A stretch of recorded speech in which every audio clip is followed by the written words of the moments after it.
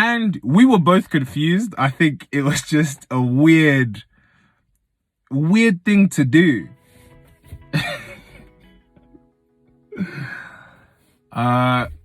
Welcome to another episode of the Tea Time Vlog.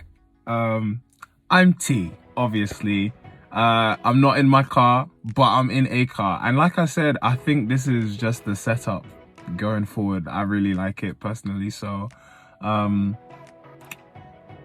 let's get started.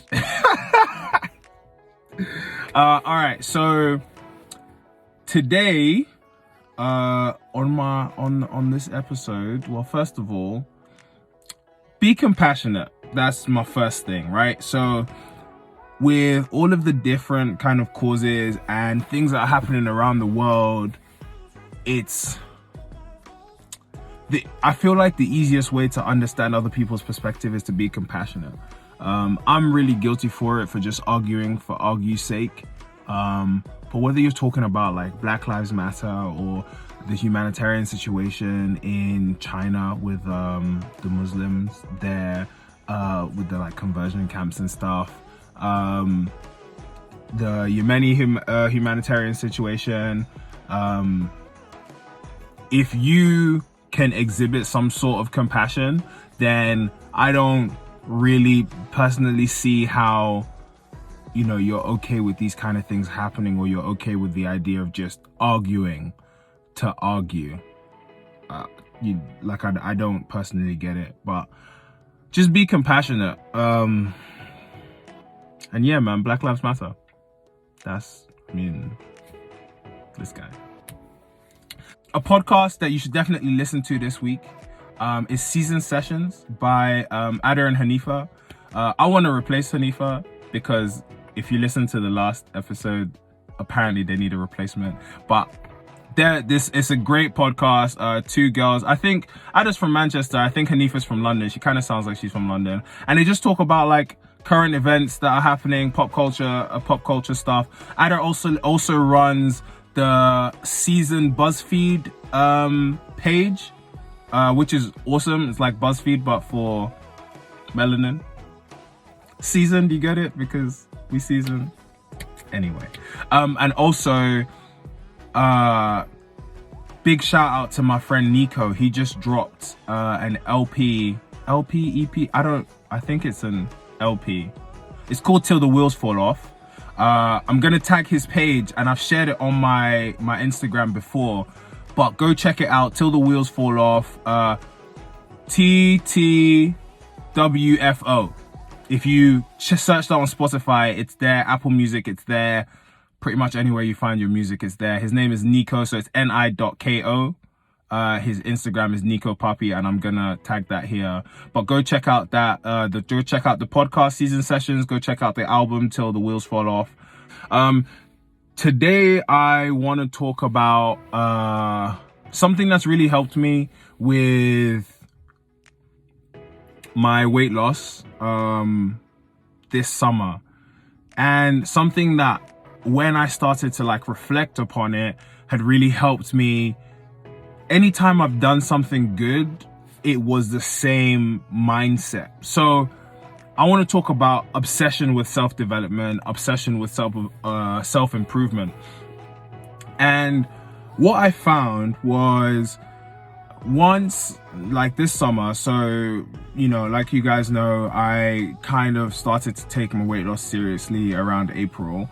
And you know, like seeing results helps like motivate me to keep on it. But at one point, and this is more to do with running, because I've been getting quite a lot of questions like, how did I get into running? How am I running as much as I am? And it's because I've become obsessed with it. It's something that is improving me. It's improving my health. It's aiding me in my weight loss. It's helping me develop discipline. But I'm obsessed with getting better. I'm obsessed with getting faster. I'm obsessed with running longer. I'm obsessed with putting the right things in my body. I'm just obsessed with this version, this attempt at self-development. And that's how I can wake up in the morning and just go for a run. That's how I can, I do intermittent fasting, but that's how I can keep telling myself, like, don't eat before 12 and don't eat after 8. I'm obsessed with getting better. And even if I don't think about running, if I think, say, about the gym, the strongest I was obsessed with being stronger. You didn't have to, like, that. I know, like, overtraining is bad, for instance, but you couldn't tell me that at the time. I was obsessed with not even being the strongest, just being stronger than I was. I was obsessed with having an absurd bench. I was obsessed with being able to squat over 200. I was obsessed with being able to deadlift over 200. I was obsessed with getting my power clean up. And I didn't need any motivation to go to the gym, because I had that obsession, and that thing was really keeping me going. It was what I thought about when I should have been thinking about other things, when I should have been focusing on, say, my schoolwork, or when I should have been focusing even on football. I was obsessed with getting stronger. So that was what I was thinking about all the time. That's what I talked about all the time. And it just so happened that that's also what my friends were interested in as well. So it made it easier. But that obsession, when I had that obsession with the gym, is when I was strongest. The same way now, I am obsessed with losing weight. And it's not like the losing weight part. It's more so hitting my goal. I know what I want my body to look like. I know I know where, like, I know what I want to see when I look in the mirror, and I'm obsessed with getting to that point. And I know it's going to take time. Last week I talked about patience, right? And I know it's going to take time, so I'm not, like, trying to rush it. But at the same time, if I don't have that obsessive desire, that obsessive kind of mindset to get better, to improve myself, to keep going on what I'm going, then I don't think that I'll get the results I want. And I know, like, when you think of obsession, just the word, it has a negative connotation, but in reality, if you want to be great at something, if you want to hit your goal, you can't half-ass it. You have to be obsessed with it. If you want to be the best activist possible, for instance, there is no half-assing it. There's no, I go to some rallies and I don't go to others. There's no, I share some stuff and I don't share other things. If you want to be if you want to get smarter, you're obsessed you form an obsession with getting smarter. All you're going to do is read books and study and learn. People who are really great with instruments, like, yeah, some people are, like, musically inclined and stuff, and some people have skills that other people don't have, but at the end of the day, there is no substitute for hard work. And I feel like when you're consistent, like, you fuse consistency and hard work, you end up with some sort of obsession. And that's what I found in running. That's what I found in this fitness journey, in this weight loss journey. That's what I found with me trying to find, like, the right foods and stuff. And, like, I even think about the things that I Google. I think about the equipment that I'm looking for. It's all down to me being obsessed with getting better in this area. And I think just generally, you can end up applying that anywhere, and that's what I want to do. Like, outside of this fitness, I want to be the best for my future studies. So I can take the lessons that I'm learning from this journey that I'm on and applying them somewhere else, and understanding that if I'm obsessed with the goals that I've set for myself in any walk of life, then it's going to be difficult for me to do badly. I don't know if that makes sense. Like, if I have that obsession with, say, for my master's, I'm doing a master's and I want to get a distinction. And if I'm obsessed with getting a distinction, I find it difficult. I'll find it difficult to do the wrong things. If I am truly obsessed, if it's truly important to me and I make it an obsession, I'll find it it's going to be difficult to fail. It's going to be difficult to not get that distinction if I'm doing all the right things. So that is the extra research that needs to be done, asking the right questions, doing my assignments way before they're due, and putting in a good amount of work for them to offer the best quality product available. If I'm obsessed, then I'm going to do well. And that's where I'm at when it comes to running and fitness. And it doesn't mean like sometimes I don't fall off or sometimes I don't kind of lack that drive, but generally being obsessed with this action, with this kind of phase of my life, knowing that by the age of 30, which is not that far away, I'm quite old, I'm an old man, but by the age of 30, I want to be 115 kilos with less than 20% body fat. I don't really care about abs, but if I'm less than 20% body fat, my understanding from the research I've done is that they'll just be there. That's my goal, and I'm obsessed with getting there. That is what I want. So I'm going to continuously do the right things, whilst I still make mistakes like everybody else. But yeah, that's where I'm at now with running. My goal for this month is to run 175 kilometers. I'm currently on 81 and we're on day 13. So according to that, 26 days, I should be on 160, and then it's just another 15 kilometers after that. But that's an obsession. I wake up in the morning, it's the first thing I think about.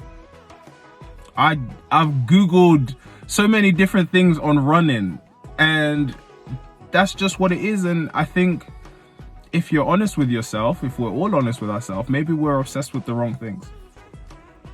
I know I've been obsessed with YouTube before. Probably still am, to be honest, and that's probably what's holding me back. So I'm holding myself back, but that obsession with YouTube is stopping me from doing some other things that I want to do. I know I've been obsessed with social media before, and that has stopped me from being obsessed with other things that were more important than social media.